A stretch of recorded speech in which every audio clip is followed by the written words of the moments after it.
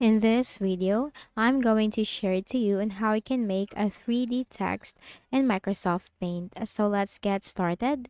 First, we need to open Microsoft Paint. So go ahead in the Windows search bar and type Paint. Click on it under the best match. Now here, let me quickly insert a text. So click on this text icon and then let's just type a text in here. You can also change the color, okay?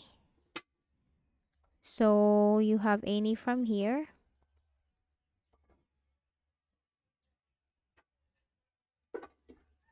Okay.